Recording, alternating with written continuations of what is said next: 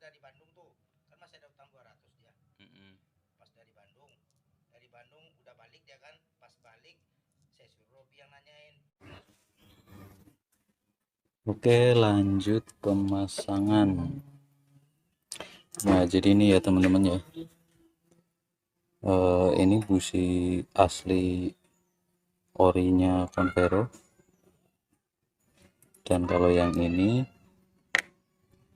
punya Avanza Xenia Rusterios yang dual VVT-e yang tahun 2015 sampai 2020-an ya. Kalau kepalanya sama panjang ya, dari sini sama panjang, cuman punya Convero lebih gede sedikit keramiknya. Untuk dratnya ya, ini sebelah kanan Convero. Untuk dratnya ini lebih pendek ya, bedanya 8 mili udah kita ukur ya, tapi untuk dratnya itu sama ya, gedenya juga sama, cuman beda panjang. Nah, untuk ngakalinnya supaya bisa pakai ini ya, sebenarnya banyak ya, tapi kan kalau ini udah jelas ya, iridium. Kalau yang di online kan ya 50-50 lah, kita hoki-hokian. Kalau dapat yang ori ya bagus, kalau dapat yang ori-orian ya ya begitulah. Untuk cirinya ya, ini kepala ininya apa sih namanya, katoda apa elektroda ya, saya nggak ngerti lah. Ini rada runcing, tapi runcingnya nggak begitu runcing banget ya, begitu di atasnya ini agak rata dikit. Nah, terus di sininya kelihatan nggak, nah ini kayak ada kepalanya sedikit itu.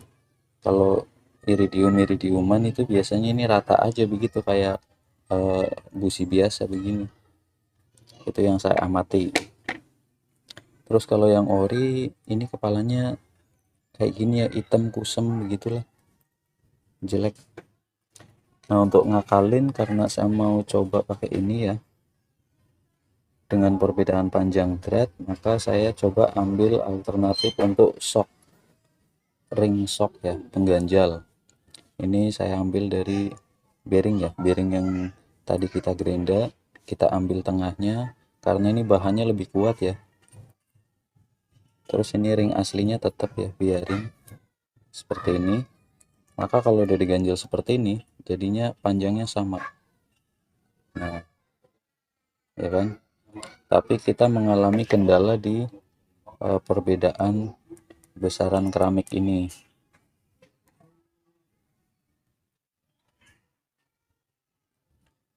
Nah, karena beda panjang, ini lebih panjang dari punya Nikon Vero. Ini koilnya ya, ini karet selongsongnya. Kalau punya Convero dia karetnya napak segini ya, jadi masih ada sisa keramik yang kelihatan seperti itu ya. Nah, kalau pakai ini kita ukur seperti ini, dia sampai mentok ya, sampai habis. Dan ini pun dia masih longgar. Kalau dia longgar nanti resiko apinya bocor, strumnya ya, strum dari koil yang menuju kepala aki bocor kalau ada longgar. Nah, kita coba akalin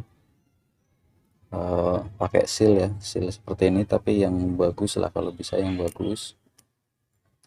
Kita taruh di paling ujung seperti ini ya,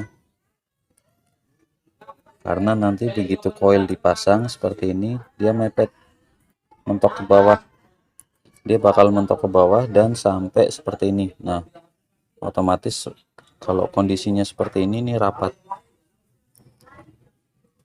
karena dia memang harus rapat ya, nggak boleh ada longgar. Nah, di dalam sana kan ada pairnya tuh sebagai penghubung ya, antara kepala coil ini ke busi, ke kepala businya. Ini ada pair ini untuk menghubungkan arus atau menyambungkan arus seperti itu. Kalau ini jelas ya, di Toyota itu harganya 500-an, 4 biji 500 berapa gitu, 500 lebih sih. Tapi kan jelas ya, keasliannya jelas, kualitasnya jelas. Kalau online kan ya begitulah, untung-untungan dapat yang bagus-bagus, yang ori-orian ya begitulah. Makanya kita coba alternatif ini, nanti kita spill hasilnya dan kita sambung lagi videonya untuk hasil akhir setelah kita tes drive ya, dan setelah kita bongkar lagi kita pengen tahu hasilnya. Jadi seperti itu ya, kita butuh ini nih pengganjal. Lanjut kita pasang ya. Ini satu udah kepasang ya, udah kepasang ini buat kita sampel. Nah, kalau kita pasang ini biasanya kan apa namanya, nggak mentok gitu ya, ini nggak membal. Nah ini membal ya, membal karena dia lebih panjang ya, ke atas lebih panjang. Nanti kita dorong terus kita paksa sedikit terus langsung dibaut, otomatis si ujung karet ini otomatis mentok banget seperti ini. Udah kita mentok seperti ini, terus dipaksa ditekan lagi sampai ini bisa dibaut, otomatis dia seperti ini, pasti rapat seperti itu ya. Nah untuk masangnya ini kan pasti jatuh ya, ya bagaimanalah akal kita bekerja, seperti itu aja. Dan ini insya Allah rapat ya, walaupun pakai sok seperti ini, karena kan ketutup drat gitu. Oke seperti itu ya, kita tak lanjut proses pemasangan dulu. Ini udah selesai ya, lagi running dulu.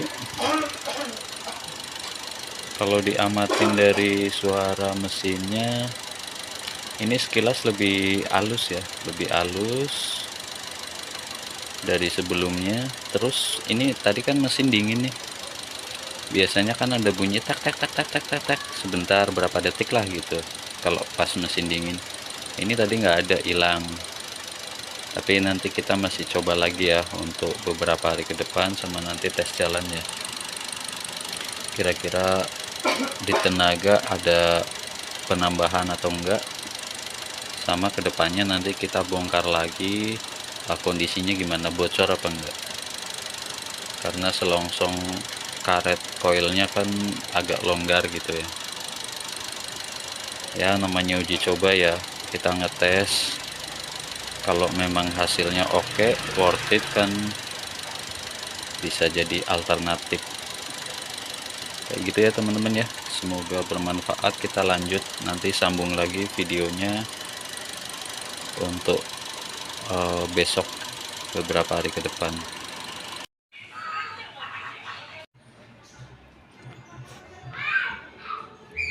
Nah, ini setelah ngetes untuk sekitar 1000 kilometeran ya,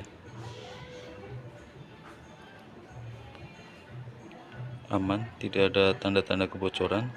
Untuk bocor di drat juga tidak ada tanda-tanda ya, tidak ada tanda-tanda kebocoran. Terus untuk karet selongsong koilnya juga masih bagus semua. Biasanya kalau api bocor itu karetnya getas ya, ini masih lembek semuanya, empat-empatnya masih lembek.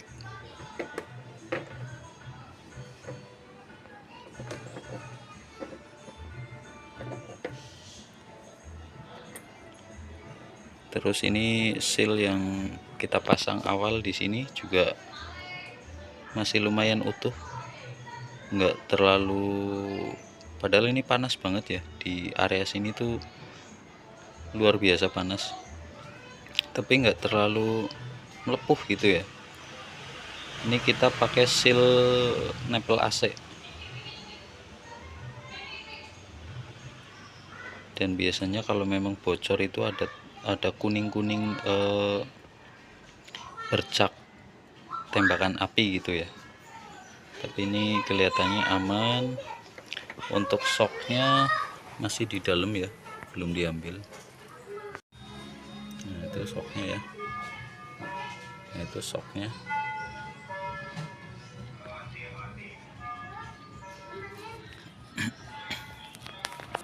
Shocknya masih aman, tidak ada tanda-tanda api bocor ya, berarti bisa disimpulkan ini aman ya. Untuk metode akal-akalan seperti ini boleh disimpulkan aman, masih utuh semua. Dan memang betul ini rasanya lebih enak, tapi harga businya lebih mahal. Tapi ini busi long life ya, saya nggak tahu klaim dari Toyotanya ini penggantiannya berapa ribu kilometer ya, tapi pada kenyataan di lapangan itu ada yang nyampe 100.000 kilometer belum ganti busi masih aman. Dan yang kita pakai ini juga busi bekas dipakai 120.000 kilometer. Kita tes dulu masih enak. Kalau ini aman, cocok, dipakainya enak gitu ya, baru kita nanti ganti yang baru. Ini yang bekas saja rasanya beda dari busi standarnya Wuling. Gimana nanti kalau kita ganti yang baru seperti ini ya. Ya memang metode diakalin seperti ini ada plus minus, ada sisi plus minus yang perlu dipertimbangkan dan diperhitungkan dari segi keamanan dan keawetan gitu ya. Keawetan dari utamanya ini ya, selongsongnya ya, karetnya jangan sampai longgar. Terus koilnya, kalau untuk koil sih saya rasa sih mampu sih, tidak ada masalah. Yang masalah ini sebenarnya, ini longgar seperti ini ya. Tapi nanti kita coba perbaiki lagi pakai cara lain yang lebih proper gitu ya. Sekaligus nanti kita mau ganti sama busi yang baru. Dan untuk pengetesan ini saya rasa cukup lah ya, untuk sekedar ngetes tak kira ya cukup bisa disimpulkan aman. Tinggal nanti kita akalin lagi yang dengan cara yang lebih proper untuk keawetan jangka panjang gitu ya. Kalau untuk bocor di drat ini memang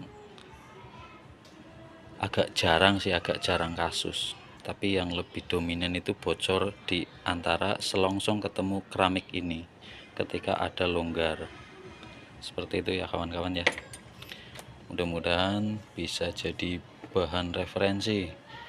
Silahkan yang sependapat, bagi yang tidak sependapat yo tidak masalah, karena ini akal-akalan gitu ya. Jadi memang tidak dianjurkan, tidak direkomendasikan, tapi bagi yang mau mencoba ya silahkan, kan semua ada konsekuensinya ya. Jadi nanti tidak perlu nyinyir, nggak perlu kasih komentar yang aneh-aneh ini itu, karena ini saya ngetes juga di unit pribadi, jadi tidak mengorbankan malpraktek kepada orang lain. Jadi tidak ada pihak yang saya rugikan, seperti itu ya. Oke, bagi yang mau mencoba silahkan, konsekuensi ada, karena ini memang tidak dianjurkan dan tidak saya rekomendasikan. Tapi bagi yang tidak sependapat, yuk nggak usah komentar yang aneh-aneh. Wis itu aja, skip aja. Bagi yang merasa ini tidak ada manfaatnya, silahkan di skip aja. Nah ini ya, ini ganjel ringnya aman ya, tidak ada tanda-tanda kebocoran api. Nah terus ini akhirnya kita akalin pakai pakai ini. Ini adalah solasi plastik yang tahan panas, biasanya dipakai untuk MOSFET di